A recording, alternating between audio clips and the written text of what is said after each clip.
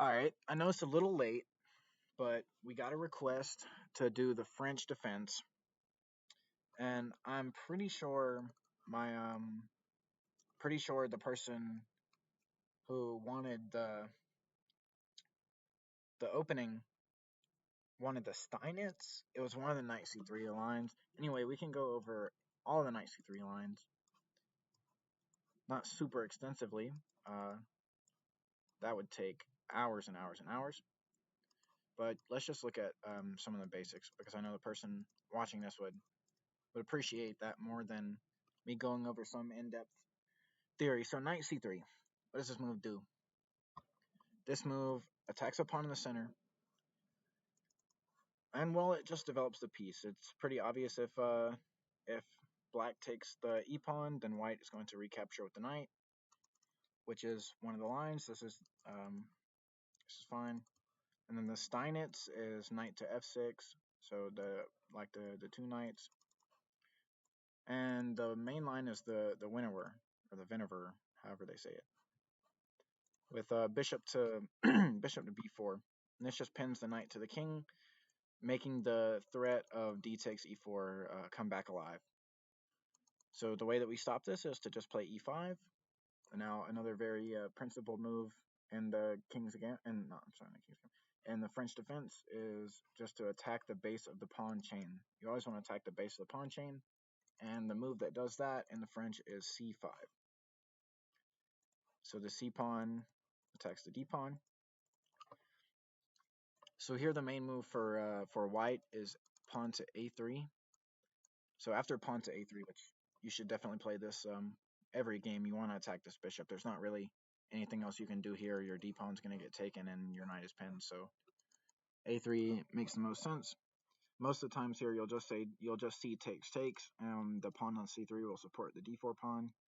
And now the structure becomes very simple. The breaks for everyone are just screaming. The knight wants to come to c6 and put more pressure on d4. You definitely want to take here.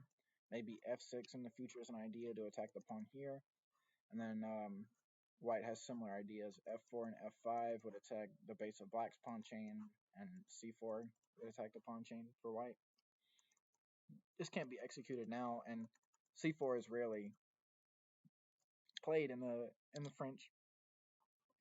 Not but it is definitely there nonetheless. You need to understand that.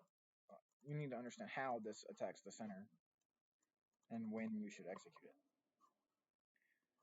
So here, the main moves are the ideas are very free flowing. The knights come out. They everything reciprocates. So whatever I give, you take. The knight wants to attack here, so I defend it. The knight wants to go to e7 to go here. You can play g4, defend it. You can play bishop here, defend it. You can do a ton of things. Here you need to definitely not worry about this move c4, because we already described the purpose of the c5 pawn is to attack the d4 pawn. So if you push it to c4, then it never does that. So you should never be afraid to play bishop to d3 here, because if just castles, then there's a Greek gift, and if you're not familiar with the Greek gift, then that's when that's when you sacrifice this bishop on h7, and the knight comes in like this, and then the queen goes out here to h5, and you threaten checkmate here.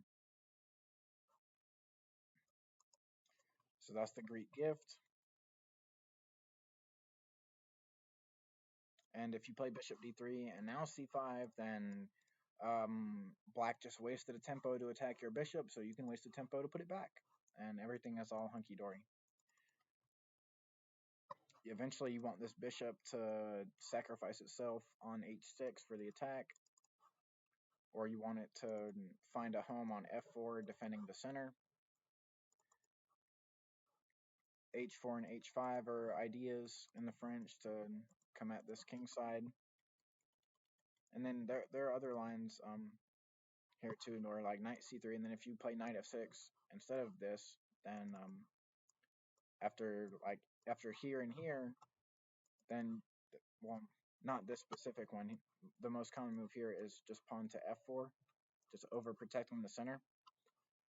And for some reason, the computer doesn't like this. I have no idea why. It's been played for hundreds of years, but that doesn't really matter. But another idea in the French is to play this queen out to g4, because black has already cemented his pawns here, so this bishop isn't really going to attack your king. So when this bishop moves out, the queen goes to g4, and there's all this pressure on the g6 pawn, and then on the g7 pawn, and if g6 is played, then all these dark square holes are left here. I wish I could remember the game. Um, it's Tal Botvinnik from their World Championship match. Because I remember there was a game where Tal played the French defense against Fischer, and it was bishop b4, e5, a3, and then actually bishop back, which I'm gonna go over too. But I'm trying to remember the game where Botvinnik played the French. Let me think. It was it takes? Oh man, that's sad. Anyway, I'll find the game and could probably do an analysis of it for the next video. But the queen coming out to g4 is an idea before the knight lands on f3, and certain lines. We can go over the Tal Fischer game really quick. So e5, c5, a3, and now bishop to a5. And the best move here is just pawn to b4. And this looks like that this just sacrifices these two pawns, but you can jump this knight into here, and after takes and after takes, and I think you can play c3 or just bishop d2 is probably the better move. This knight is ready to jump here on d6 and just become a monster knight. Like, look at this, controlling all these squares in front of this king, and there's no pawn that can attack it when it lands there. This bishop isn't on f8 or e7 to take it when it lands there. So probably you would see something just like this, and now look look at this. The king over here is not feeling very comfortable. So when you see b5, you definitely shouldn't take the b pawn. You should take the d pawn. And here Tal actually did just play queen to g4. So both white and black's pieces are attacked. So there's no need to automatically capture here. So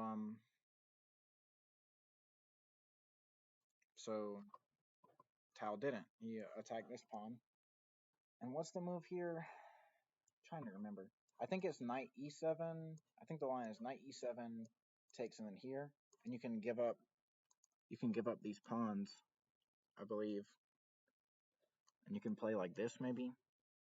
And white has a really damaged king side, but black is down a pawn and has a pretty strong center going here. Has a pawn all the way on c3. So this is definitely a line. Queen to g4 here. What was played in the Tal game? I think it was. I really don't remember. It's terrible. Was it just takes? I think it was queen g4, like takes, and then just. It was something silly. I swear it was. I don't remember. That's terrible. All these games I used to have memorized by heart and in my chess book PGN, but I had to get a new computer last year. But anyway, the basic ideas of the French is after the knight to c3 lines is just to pin this knight, and after a3 you can go back or you can take. Taking is most common, and then you just want to push e5 and protect your center as much as you can, because that's the whole idea of the French, is to make white overextend his center so black can use the pawns to attack it later. Oh, I'm sorry, I skipped a move here, and then here. There we go.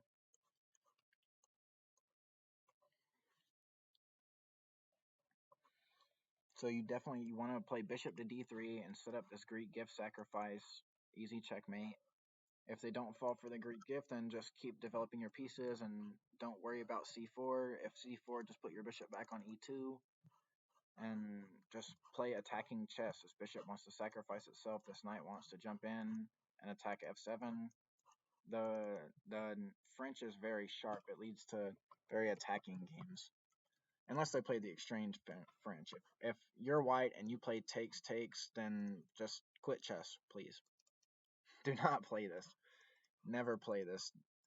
Why, like, you take all imbalance out of the position. Like, look at this all this dynamic play, these pawns defending each other, and then your pawns up in the center, and it creates these sharp ideas where black has ideas and white's ideas, and all the ideas are clear. And then you would rather just play the most boring thing in existence, takes, and then get the most boring symmetrical position ever. There have been a million games played that have just been drawn like this. They just go and then they move everything and blah blah blah, and the position is symmetrical. These are definitely not all the best moves, but I mean, very boring positions. The exchange French leads to. But yeah, that is the French defense. I hope this was helpful to anyone who plays the French and anybody who faces it often with white. Yeah. See you later, YouTube.